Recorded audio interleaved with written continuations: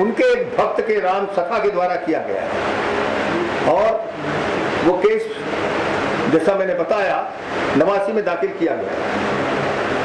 उसका प्रस्तुतिकरण हुआ है, उसमें हम पार्टी नहीं है, मगर हिंदू समाज पार्टी नहीं है, मगर फिर हिंदू समाज उसके पीछे लगा है और जितने भी हिंदू संगठन है सब उसके पीछे लगे हैं। स्वरूपानंद जी भी उसके पीछे लगे, उनके भी वकील गए और भी लोग वकील गए उन्होंने, और जिस प्रकार से अपने पक्ष को रखा है बड़ा प्रबल रूप से रखा है। मैं और भी एक बात आपसे कहना चाहूंगा कि ये विषय अंततोगत्वा सरकार के पास जाएगा ही, क्योंकि इसकी शुरुआत कहां से हुई? इसकी शुरुआत हुई जब 143A में प्रेसिडेंट ने यह बात रखी, जब यह ढांचा गिर गया कि इस चीज की जानकारी करो कि 1528 में जब ये तोड़ करके मस्जिद का रूप दिया गया, उसके पहले क्या वहां कोई मंदिर था? क्योंकि मुस्लिम पक्ष ये कहता है कि हमने किसी मंदिर को तोड़कर नहीं बनाया, और अगर मंदिर को तोड़कर बनाया है तो हम अपना केस वापस लेते हैं।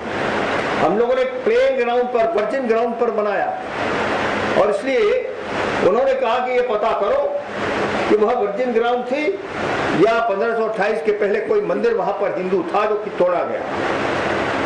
2003 में लखनऊ बेंच की जो हाई कोर्ट इलाहाबाद की है, उसने खुदाई कराई, और खुदाई करने के पश्चात वहां पर बहुत बड़े विशाल मंदिर के वहां और होने की सूचना मिली, नीचे गहराई तक।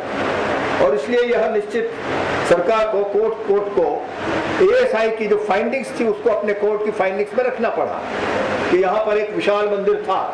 तो जो एक प्रश्न पूछा गया था, उस प्रश्न का उत्तर यह सुप्रीम कोर्ट ने मांगा था हाई कोर्ट से, हाई कोर्ट के पास उसका उत्तर है, वो उत्तर वो सुप्रीम कोर्ट को देगा। और देने के पश्चात जो सरकार ने प्रश्न रखा था, आखिर उस प्रश्न का उत्तर सरकार के पास चला जाएगा। और मेरा ऐसा मानना है कि सरकार को ही निर्णय करना पड़ेगा, क्योंकि सरकार उसका कमिटमेंट है, और वो कमिटमेंट सुप्रीम कोर्ट के ऑर्डर में आया हुआ। अगर किसी ने वेंकटचलैया का वो ऑर्डर पढ़ा होगा, उस ऑर्डर में साफ लिखा है अगर वहां कोई मंदिर था तो हिंदुओं की भावनाओं के अनुरूप निर्णय होगा, अगर वहां वर्जिन लैंड थी तो मुस्लिम लोगों की भावनाओं के निर्णय होगा। ये बात कोर्ट की प्रोसीडिंग्स में आने के बाद वो कोर्ट की ऑर्डर के अंदर आया।